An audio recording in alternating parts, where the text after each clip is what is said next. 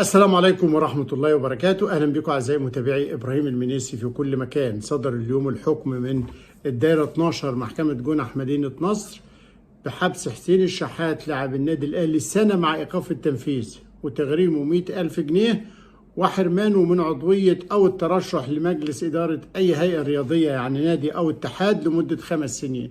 طيب دي في واقعة محمد الشيبي لاعب البيراميدز اللي اشتكاه في الواقعية اللي كانت حصلت يوم 23/7 في مباراة الفريقين في الموسم المنقضي. طيب الحقيقة ايه اللي هيحصل دلوقتي؟ اقدر اقول لكم 3 محاور او 3 مسارات مهمين جدا في هذه القضية.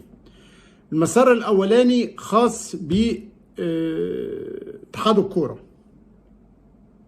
اتحاد الكورة زي ما قلت لكم من يومين في ورطة حقيقية.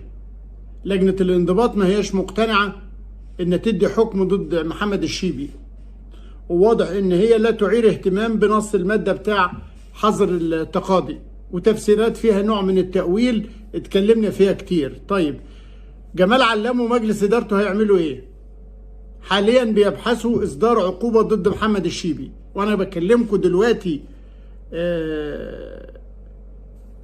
حالا مداولات ومشاورات مع الإدارة القانونية في الاتحاد برئاسة المستشار محمد المشطة لاستصدار عقوبة ضد محمد الشيبي. ليه؟ لأنه هو استمر في مخالفة لائحة النظام الأساسي، لم يعبأ بقرار اتحاد الكورة إن أنت عندك مخالفة ولازم أن تتوقف عنها، واستمر في القضية وصدر الحكم ضد اللاعب الآخر في واقعة تمت المحاسبة فيها رياضيا وفقا للائحة المسابقات.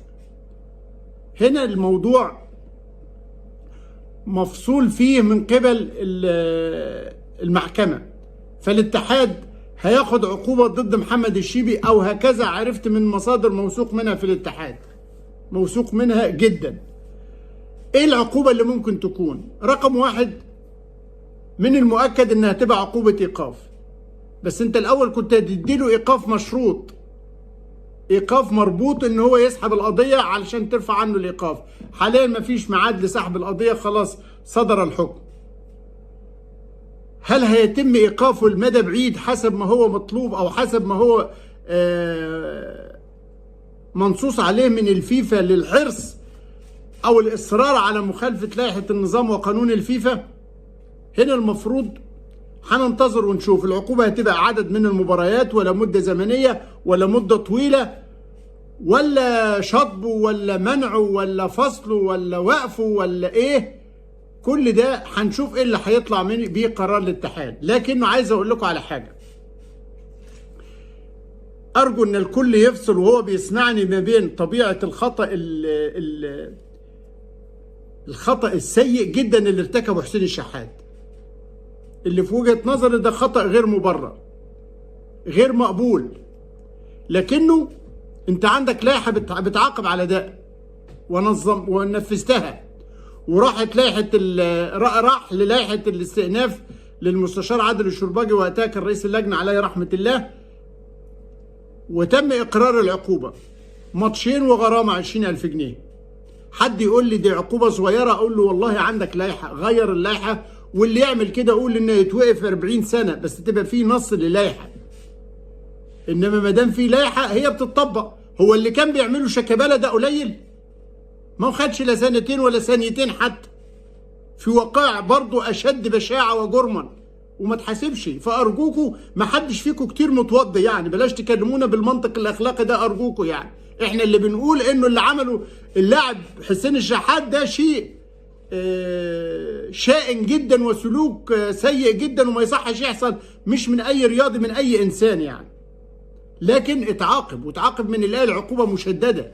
احنا بنتكلم دلوقتي على فعل اجرامي اخر يتعلق بخرق لائحة النظام الاساسي، وحد طلع لسانه للفيفا ولاتحاد الكورة ولكل الناس.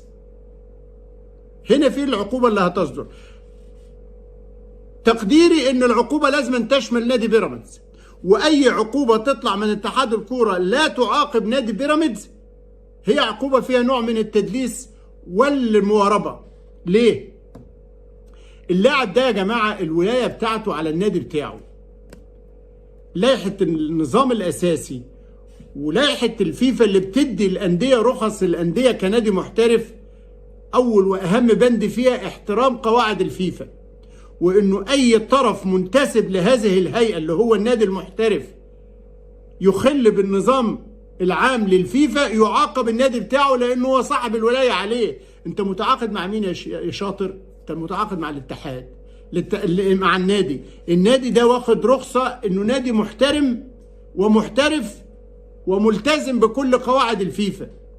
فلما يكون واحد من عناصر المنتسبة لهذه الهيئة ضارب عرض الحائط بقواعد الفيفا، أول حد يعاقبه النادي بتاعه. بص يا صديقي، انا هقول لك كلمتين، مش هطول عليك في الفيديو ده ان شاء الله. يعني هقول لك كلمتين في السريع وعلى الدغري. على الدغري، حسين شحات غلطان. القلم اللي ادالي الشيبي غلطان فيه مليون %. فيستاهل عقاب. ايه هو عقابه يا باشا؟ المحكمة حكمت بحبس سنة مع ايقاف التنفيذ. وده مش مهم. ده مش مهم. حبس سنة مع ايقاف التنفيذ، خلاص مش هيتنفذ. وغرامة مش فاكر قد ايه بالظبط، بس ماشي، وغرامة مقدور عليه. طيب، منع بقى حسين الشحات من مزاولة أي نشاط إداري رياضي. يعني يا باشا مصر، حسين الشحات مش هيكون من حقه إن هو يمارس أي نشاط رياضي زي إداري، زي إن هو يرشح نفسه مثلا في انتخابات مجلس إدارة نادي، إن هو يبقى مدير كورة، ما هو ده إداري برضه، إن هو يبقى مش عارف إيه. ما يبقى خلاص ممنوع من الكلام ده كله. طب هل ده يعني مش هنقول عدل ولا مش عدل؟ مش قصتنا اصلا، دي مش قصتنا. حسين شحات يقدر يعمل ايه بقى دلوقتي؟ هو عمل بالفعل وعمل استئناف على الحكم، وان شاء الله الحكم يتخفف شويه، يعني ما يبقاش كده. يعني ده يعني الموضوع ألم، فاهم انت؟ ألم،